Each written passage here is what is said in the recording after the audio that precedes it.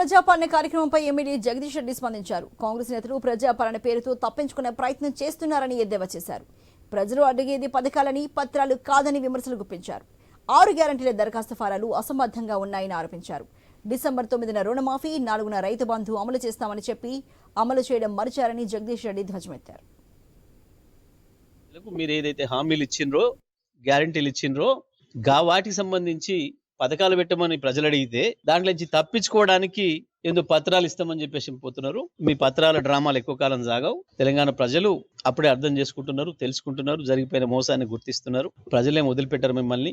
మీరేందో పిచ్చికలలుగా అంటున్నారు, ఏందో పత్రాలు తీసుకొని మా వెనకాల పెడతామని చెప్పి. ఏమి చేయరు, ప్రజలు మీ వెనకాల పడతారు. నోటుకు వచ్చినట్టు వాగితే ప్రజలు ఊరుకోరు. చేయండి, దమ్ముంటే నల్గొండ జిల్లాను మేము చేసిన దాంట్లో 10% చేయండి. 60 ఏళ్ళు మీరు నాశనం చేసిపోయిన ఈ జిల్లాను వ్యవసాయ రంగంలో ఎట్లా నెంబర్ 1 చేసినామో, భారతదేశంలోనే ఒక నెంబర్ 1 జిల్లాగా చేసినామో వ్యవసాయ ఉత్పత్తిలో చేయండి. మీకు దమ్ముంటే ఇంకేం చేస్తారో కొత్తగా.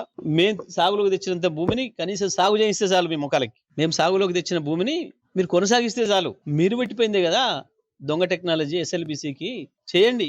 మీ నాయకుడు పెట్టిపోయిందే చేయాలి. ఇప్పుడు 2 మంత్రులు, నేను ఒక్కనే అన్నాడు 10 ఏళ్ళు. మీరు 2 మా హయాంలో జరిగిన అభివృద్ధితో ఇక మీరు ఎంత చేస్తున్నారో చూస్తే నల్గొండ జిల్లా ప్రజలు కూడా తేడా గమనిస్తారు. చెత్తవాగుడు సొలువాగుడు కాదు, పని చేసి చూపించాలి. మేము ఎప్పుడు సిద్ధంగానే ఉన్నాం. 60 ఏళ్ళ మీ నిర్వాహకం ఏందో, 10 ఏళ్లలోనే రైతాంగం ఎట్లా సంతోషంగా ముందుకొచ్చి ఉన్నారో, వ్యవసాయం ఎట్లా జరిగిందో ఈ జిల్లాలో, ఇక ఇప్పుడు మీరు పెట్టే వార్తలు ఏందో అన్ని కూడా తెలుస్తాయి. చేదగాక పారిపోయి తప్పించుకొని 9వ తారీఖు కదా మీరు చెప్పింది డేటు మీ ముఖ్యమంత్రి గారు. రైతులారా ఎవరైనా తెచ్చుకోకపోతే ఇప్పుడే వెళ్ళి తెచ్చుకోండి అర్జెంటుగా 2 లక్షల లోను.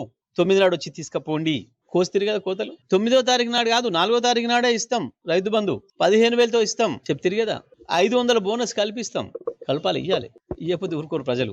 ఏదో పత్రాల పేరు చెప్పి తప్పించుకుందాం, టీఆర్ఎస్ వైపు వేలు పెట్టి చూపిద్దాం అన్న డ్రామాలు చేస్తున్నారు. డ్రామాలతో ఎక్కువ కాలం పరిపాలన చేయలేరు. పరిపాలన అనుభవం లేక